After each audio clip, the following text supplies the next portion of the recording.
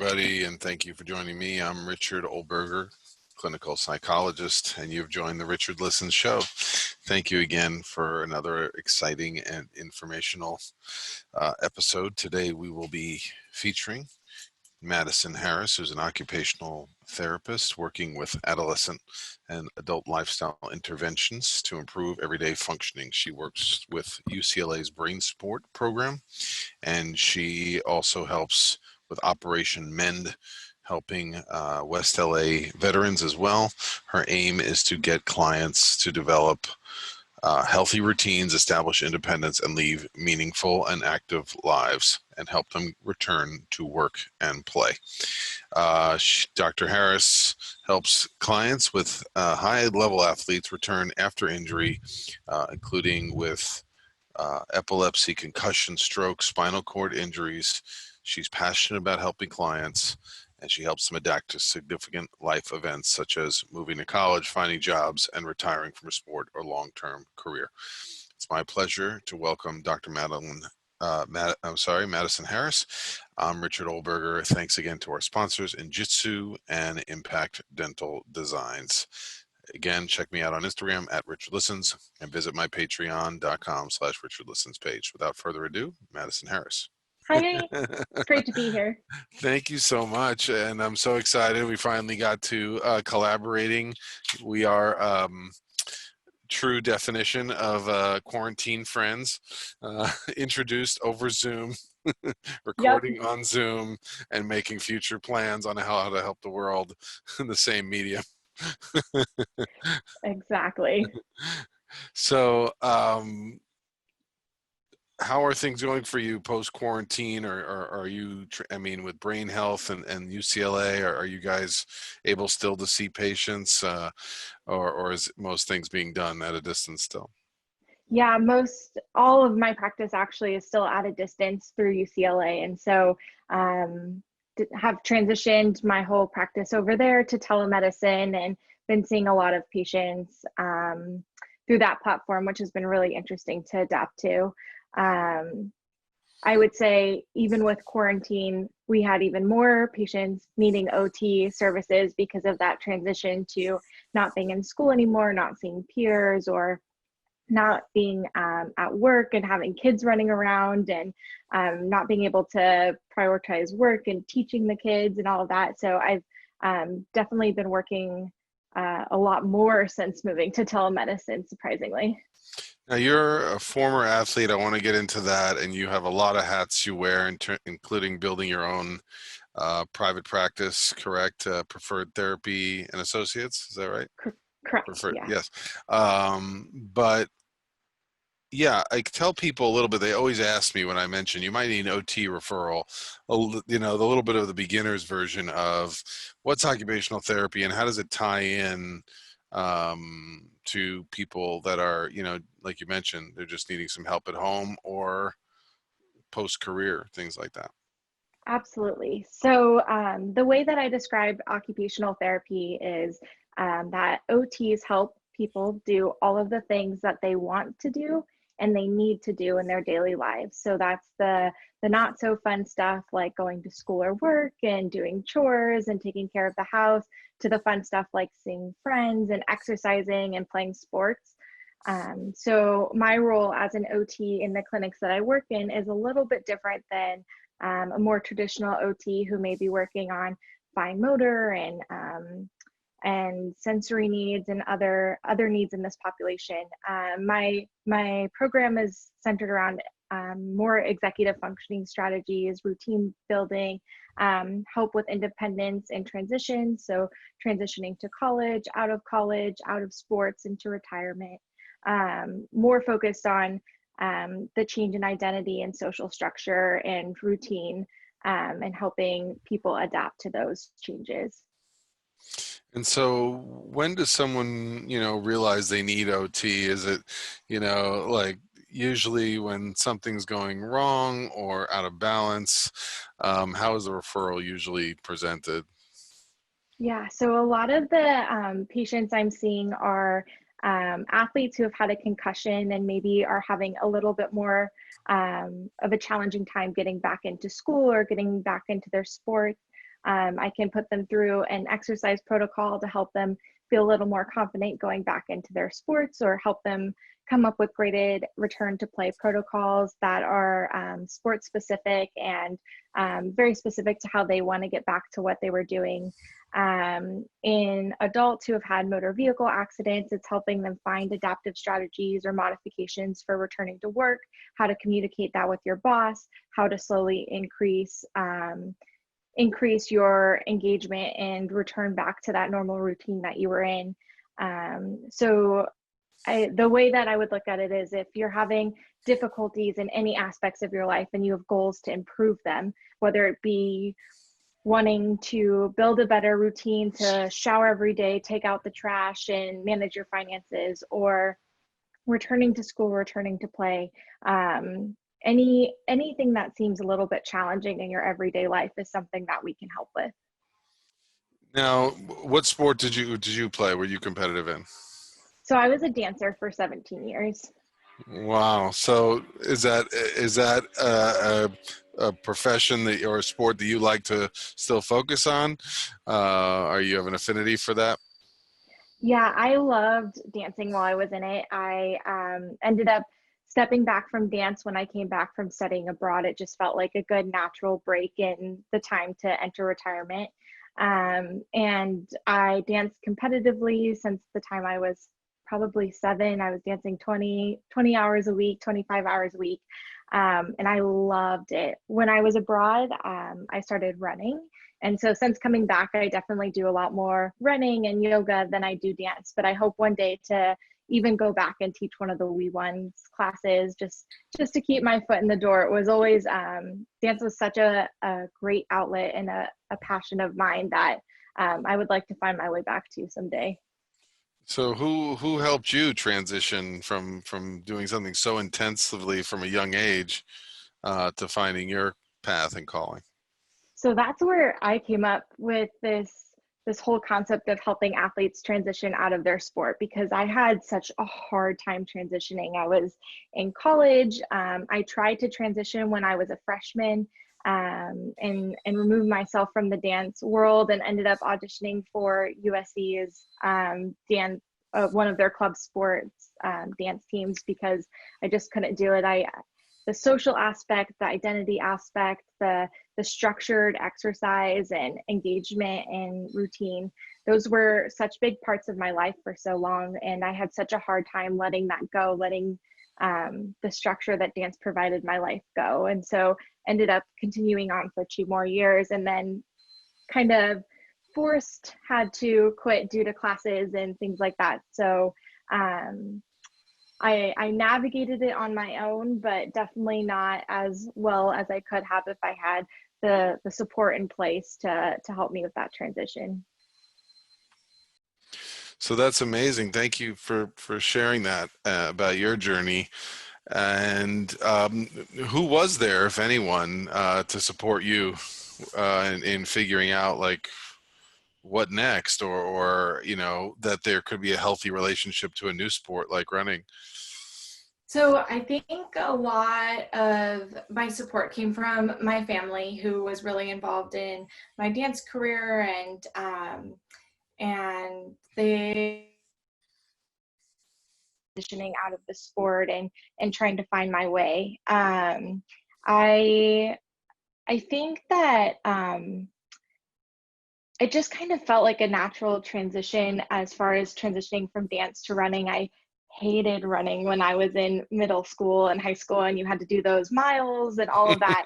And being abroad in England, I had a lot of time and I really wanted to explore, and my friends who were abroad with me had classes at the times that I didn't. And so I needed to do a lot of exploring of the campus on my own. And so one way that I felt was a good way to do that and just get out of my flat at the time was to go running. And so I found this loop that I really like to do. It ended up being a 3-mile loop, and I started really slow and just kind of found my groove listening to music, running through the trees. It's a lot different running in the countryside of England versus running in downtown LA. So it was a Oh, lot prettier and a lot more motivating to get into running out there than it was to try to do that here. And it, then it was able to really see. is. It really Yeah. is. I used to like running in college at University of Florida, and it's like when you're looking at beautiful, swamp and everything like that, and hills, it keeps you going. It's exhilarating. Where here I'm like, it's just like I can't see, like, oh, I'm just picturing all the smog that I'd ingest. So Yeah, and what's the route that you can run with the least amount of stoplights and crosswalks, and it's just a lot more to figure out.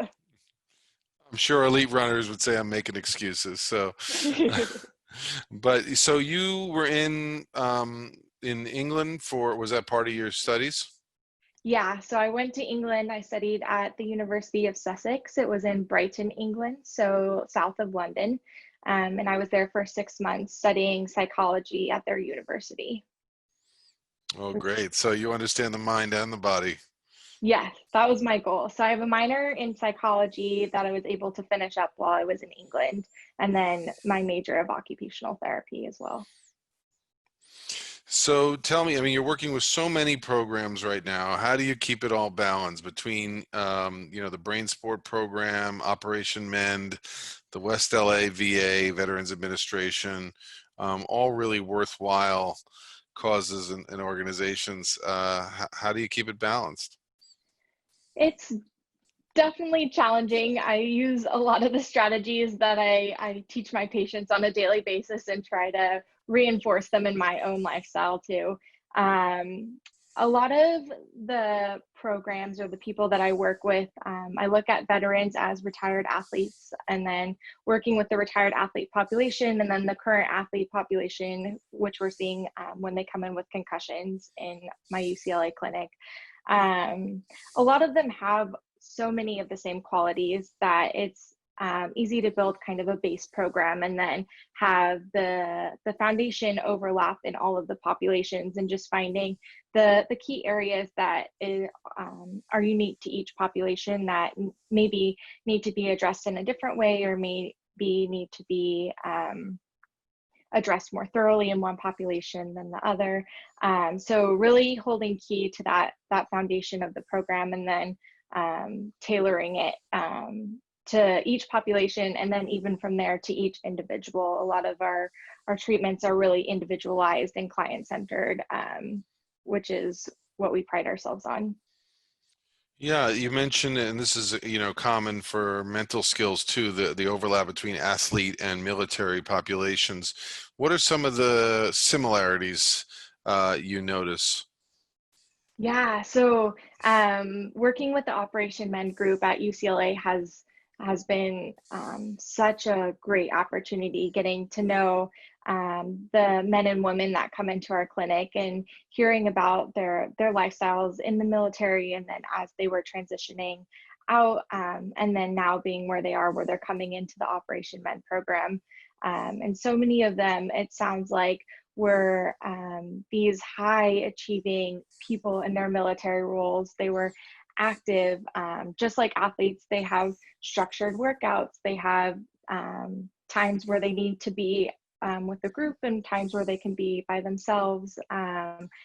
And I feel like when a military member leaves that structured environment too, it's just as challenging as, obviously with different challenges that come along with it, but it's similar to the structure that athletes have in their daily lives. And then when you retire from the military, you lose that structure, that social support of the people that you've been around every day, maybe that you're deployed with or living on base with.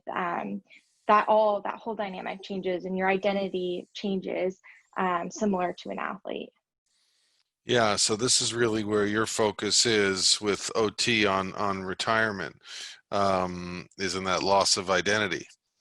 Yeah, I want to help people find new ways to live out their lives after they're done with the military, after they're done with sports.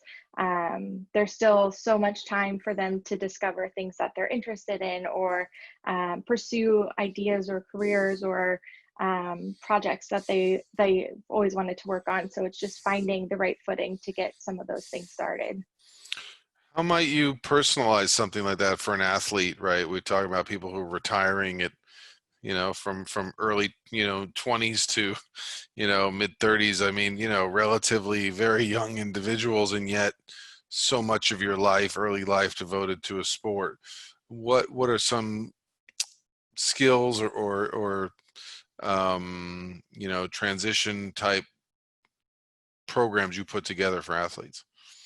Great question. So I think for them, a lot of what the program will entail is accountability. So just setting that structured routine for when are you going to exercise, even like what will your programs look like? Will you do running, cross training, lifting?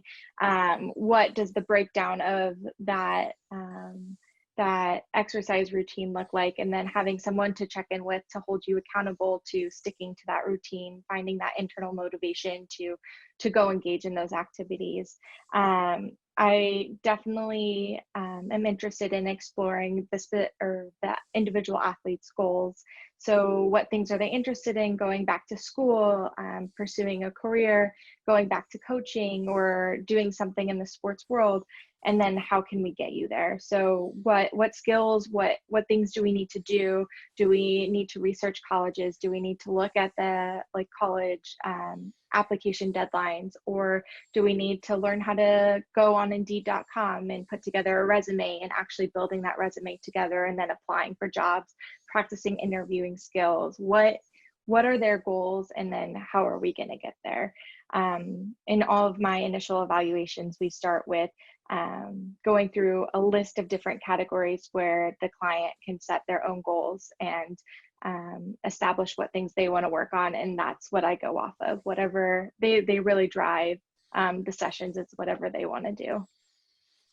So it helps make the transition a lot more manageable, in that you break it down into skills that can be acquired or learned.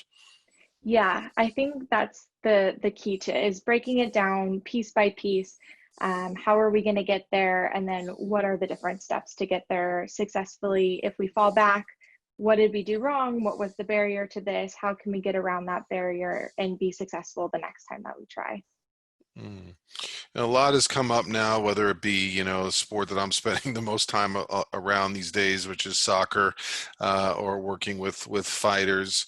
A lot is, and we know from the most popular sport in America, the NFL, about brain health and concussions. What are you finding, and what is your focus when you meet with an athlete who's experienced concussion or has some other residual symptoms? Yeah, so my focus is that there's a lot of unknowns right now. And maybe the only thing that we do know is or are the symptoms that the athlete is presenting with. So how can I help them in that moment right then with the symptoms that they're experiencing? If they come to me telling me they're having headaches, they're forgetting their car keys, where they put them when they're leaving the house, they're forgetting how to get to certain locations in the community. How can I help them with those things that they're worried about right then in the moment? Not necessarily how can I help them with what might be this big picture of long-term brain damage versus not. How can we give you the skills and the modifications to do your day-to-day tasks despite everything else that's maybe happening or taking place? And so I really try to focus on that with the athletes, and just try to address their everyday needs as simple as possible, I guess. Yeah. So, I mean, have you found that athletes are really seeking, like assistance understanding the emotions connected with the concussions? Is there I know you deal with even more serious injuries to the spine and things like that. Um, are you there to help make them adjust to the plan of what they are capable of doing? Or, how do you even begin this dialogue around this taboo subject? Yeah, so luckily I work on a great interdisciplinary team at UCLA, and we have neurologists who start that conversation with our patients. So that's helpful. And then as they see me for follow-up sessions, they'll generally see me 6 to 10 times after they see the neurologist. Then I really emphasize what the neurologist has talked to them about and emphasized as well. And my role is maybe to help them to adjust to the idea that there may be things going on, but there are things that can be fixed or adapted to or modified. There are things that we have control over our lifestyles. We have control over our diet and nutrition. We have control over our routines, our sleep, all of these things that can feed into the symptoms that you may see and the big scary things that are being presented out there right now. But we have control in our little clinic room for the 1 hour we have together to try to control some of those things through our daily occupations. And so I really try to redirect them and point them back to focusing on that. How do you help an athlete, or someone has a scary experience of seizure disorder or epilepsy? How do you help them, stay in their sport and stay in control when they're battling something that's a little bit out of their control? That's a great question. So in my adolescent epilepsy clinic, a lot of what I work on with the adolescents is building independence. And so with them, I'll start when they're 12 years old. I start by kicking mom and dad out of the room for part of the session early on so that the adolescent has to talk to a medical provider by themselves. And then we slowly move into things like managing their medications and managing knowing what their diagnosis is and how to explain it to not only doctors but to peers in case they're out and about and they have a seizure while they're with a friend. How do they tell their friend how to manage the situation? As far as sports and engagement and activities with them, it's more how can we get mom and dad to let you to have that independence that a typical 16-year-old would have to be able to go out with your friends when you have seizures on a semi-frequent basis? How do we build that? How do we help the adolescent build that independence while helping mom and dad still feel safe letting their adolescent leave the house and go do those typical teenage things? So usually the teenager is more biting at the bit to get back to the sport, or whether the seizure happened there or not, they want to go back.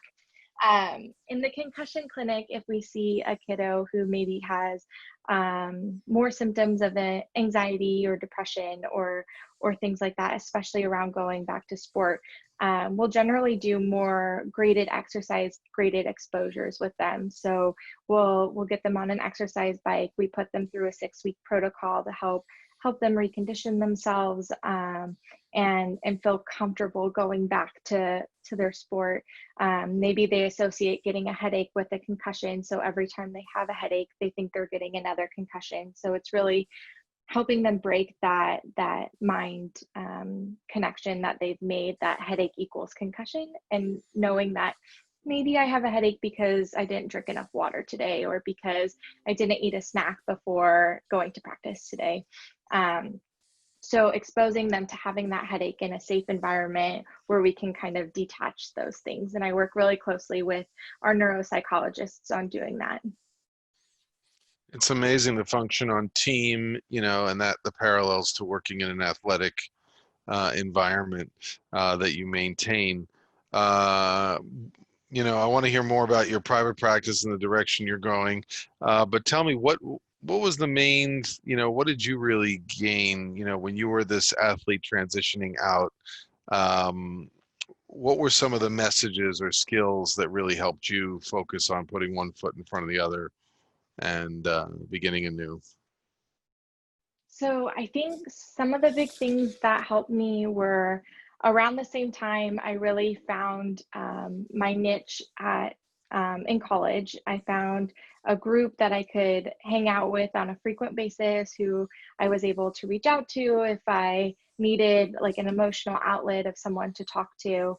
I had a little more structure to my routine, as at that point I was in a part of my program that even though I was an undergrad, I had started taking master's classes. So my schedule was a lot more rigid. I had to do classes every day for the entire week, and they were at the exact same time most of the time. So that helped my schedule look a little more structured, which I appreciated. And then I worked really hard outside of those class hours to structure my mornings and my evenings, trying to exercise at the same time, see friends at the same time, have time where I could sit and kind of decompress, whether that be reading a book or watching a TV. I tried to study in the same locations in the library or in my dorm, just using strategies to try to build that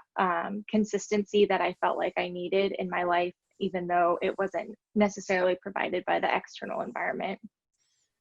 And is it a common concern for athletes that they would like to return to their sport but don't know how to do it in a balanced way where it's not ultra competitive? Yeah, I could definitely see that coming up, of how do you transition into playing rec teams or playing something that may not be as competitive as a professional stage. Without winding up in a cast when you have to go Yeah. to work the next day. Yeah, I could definitely see that. That's an interesting thought. So tell us a little bit about your transition now that you're building a little bit of your own, branching out and offering, what is the goal for your own clinic, and who do you hope to help in terms of continuing your work? Yeah, so in my private practice, Preferred Therapy Associates, I really hope to target working with the collegiate or the professional athletes. So when collegiate athletes decide they're not going to go to professional sports and they're going to step back and retire, if athletes have to retire due to injury or due to other medical reasons, and then those professional athletes who are retiring from their careers as an athlete, those are the main populations that I'd like to target and really help focus on successfully moving them into an everyday lifestyle that doesn't revolve around their sport and around that identity that they've held since maybe they were 5, 6, 7 years old. So that's really what I would like my private practice to tailor to. I also think that it could be very applicable, like we've talked about, for veterans, as well as for people in maybe the performance industry, in acting or in singing, who are transitioning maybe out of those careers as well. Just helping them, again, transition maybe to a less competitive or high profile position, still being able to engage in those things that they love to do like we would with athletes, but helping them do it in a more modified manner. That's amazing. So you've mentioned, and we've been talking about our Zoom connection here. Yeah. It's like, when are we going to have a face-to-face meeting? But in terms of the future of your profession and the healing professions, what are some of the directions, either immediately in the future, for OT, if we are looking at telemedicine and telehealth applications? Yeah, so OTs actually, in general, have had some pretty big breakthroughs with telemedicine coverage throughout COVID-19. And so it's been really exciting to watch that legislation come through, that we've been approved as telehealth providers by CMS now, which is amazing. And hopefully we'll continue to move in directions to be able to continue telemedicine even after the world kind of settles down a little bit. I know in my practice, I'm doing some clinic visits, a lot of home visits, and then telemedicine visits as well through Zoom. And my patients and I both have been loving the efficiency of telemedicine. It eliminates the need for travel, the need for paying for parking, especially when you're in Los Angeles, where you have to pay for parking everywhere, including the grocery store. And street cleaning. Just when I make it to my appointment. Street cleaning is the worst. Yeah, so just eliminating all of those burdens. Telemedicine has been such a great asset to our profession, I think, and will hopefully continue to grow as we come out of this on the other side. Any unique challenges presented by the same medium? Yes, I had my first vestibular evaluation 2 weeks ago. It was a patient who presented and only had questions about vestib stuff and just wanted some exercises, but not being able to be hands-on with him in person and really being able to see eye movements and things like that. That was very challenging. But for the most part, the way at least my OT program is designed is a lot more talking, goal setting, maybe looking at Google calendars or doing research on the computer, which through Zoom and screen sharing, we've been able to manage pretty effectively. So for my practice moving forward, I could see it continuing pretty well, despite maybe some of those one-off cases where I need to be a little more hands-on or in person. Yeah, I mean that's a real challenge, right? When somebody's having, are you talking about a inner ear or balance issue? Yeah.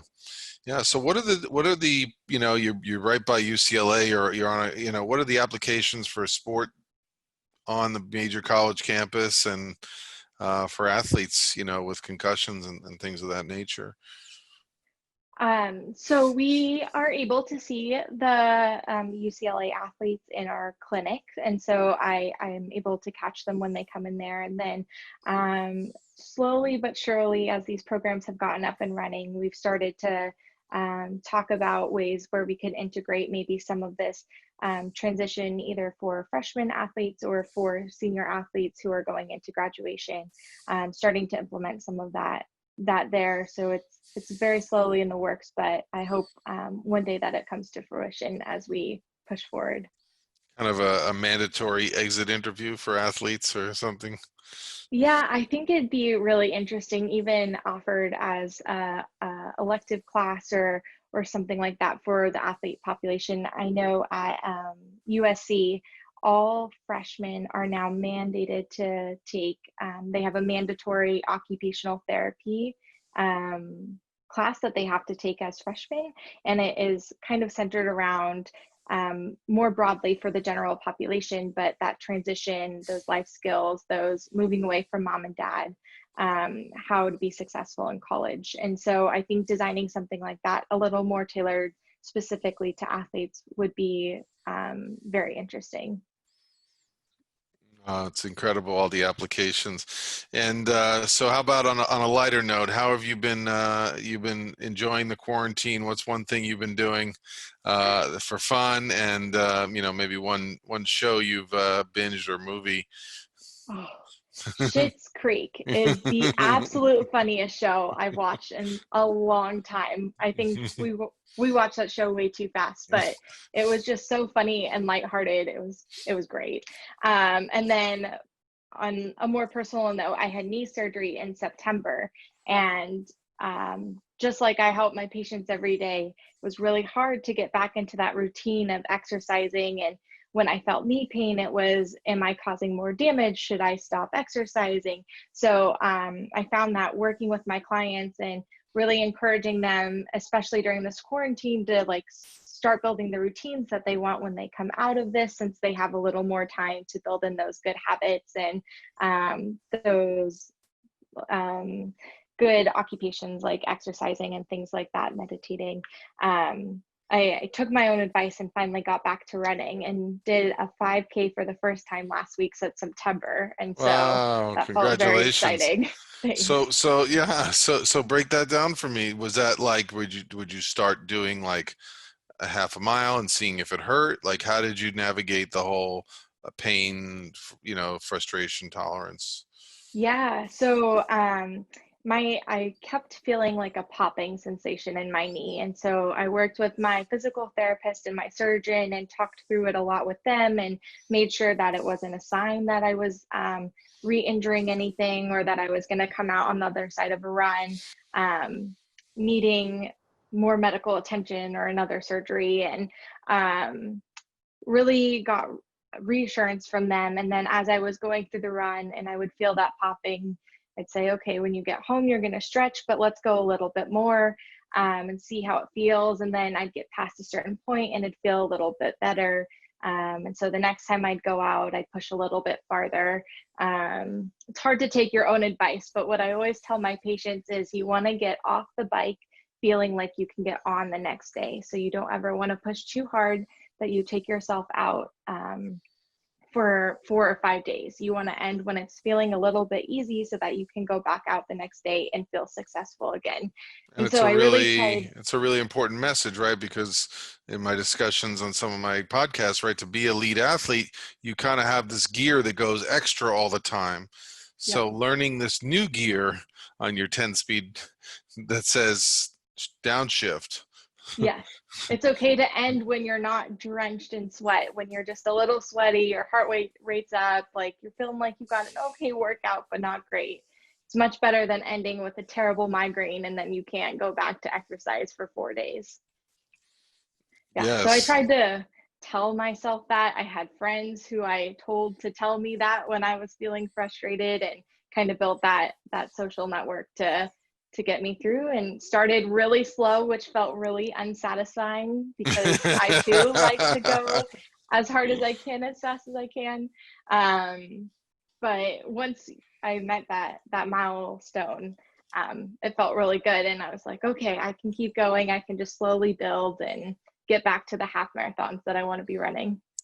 Oh, that's incredible. What do you have a timeline, or do you just let yourself gradually follow the improvements? The world right now has bought me sometimes. So COVID has canceled a lot of races. So it's bought me some time to get back. No pressure. But I think the one I would like to run is in October. So we'll see. That's terrific. That's great. So what's next? The 10K? Probably starting to work my way up to 10K or a faster 5K, because that turtle pace I'm running right now is, I was going to say, were you as the short time. How patient were you when you were like, taking the turns and you were like, I know I can go faster? Yeah, it definitely took some mental strength as well as physical strength to get back to running, and to get back to running slowly. Good plug for mental skills and sports psychology. Thank you, Madison. Thank you. Welcome. If you need a sports psychologist consultant to work alongside with your OT, you know who to call. There you go. Had to throw that in there. We're obligated. Okay, well, in closing, tell everyone how to please contact you, stay in touch with you, ask questions. This is a really, for my listeners, my clients who are here playing sports in Los Angeles, youth athletes in particular, their parents are concerned when anything involves the brain or spine. And if you do have any kind of injury, you need to know where to go. So how can people reach you and learn more? I know you're doing a lot of things out there, classes on Instagram and things like that. So tell us how to find you. Yeah, so you can find me at preferredtherapyassociates.com, or I'm on Instagram as well, at Preferred Therapy Associates. And then my email address is M as in Madison Harris at preferredtherapyassociates.com. And if you ever have any questions or need some feedback, please reach out to me on any platform. I'd be happy to talk to you more. That's terrific. Well, a true example of being an athlete, finding your calling, allowing that transition to be uncomfortable, but still move you towards helping others. And you're doing so in so many different ways. So I, for one, am thankful for this quarantine, for our introduction, and for the gift of some of the things that we learn when we slow back down. And that's the biggest question that's been coming up this week. Like we mentioned, can you be elite? Can you be a killer? Can you have that instinct from a young age? Parents out there want to build that in and are so excited that their kid is dribbling past everyone and, taking the ball to the basket strong. I'm so proud. But you can also teach them mental skills and skills that help you with transitions and balance in life. Exactly. Any closing thoughts for our listeners today, Madison? Thank you guys so much for having me. It was so great to talk to you, and I am too very thankful for quarantine for meeting you, Richard, and I can't wait to continue to collaborate and learn more from you. Thank you. Really beautiful. Thank you, everyone. And for those of you listening today, we will be having Madison will also be a guest on our Retired from Sports Making the Jump panel. So look forward to more content and applied resources from her. Thank you, Madison. Thanks again. Bye. Well, that was a truly insightful gift from our guest, Madison Harris. Dr. Harris, occupational therapist, working with veterans, athletes, being a part of the brain sport program at UCLA, and also the Adolescent Epilepsy Center, as well as the West LA VA, helping populations tremendously that go through accidents, injuries, need to recover from brain health, and find their way back or forward after an injury or accident, and in terms of figuring out ways to live their lives maybe a little bit differently with some new skill sets. I'm Richard Listens. I'm Richard Oldberger. You've been listening to Richard Listens podcast. You can contact me at Instagram at Richard Listens. Please, please, please go to my patreon.com/Richard Listens page. This show cannot go on without your support. This quarantine has been tough on everyone I know, but every dollar you give and pledge monthly keeps us present to be able to go out and give this content to the masses and reach people on a grander and grander basis. So I thank all of you. I'm grateful. Thank you again to our sponsors, Injitsu and Impact Dental Designs, custom mouth guards to protect you in your next fight or sporting event, soccer game, football game, or boxing match if you're not an MMA competitor already. And Injitsu, which is online platform featuring MMA fighters. You get an in-home workout and get to have a question and answer with them afterwards about what makes them tick, motivation, tips, nutrition, strategies, things like that no other person can access other than on this platform. Thank you again. I'm Richard Listens, and I'm out.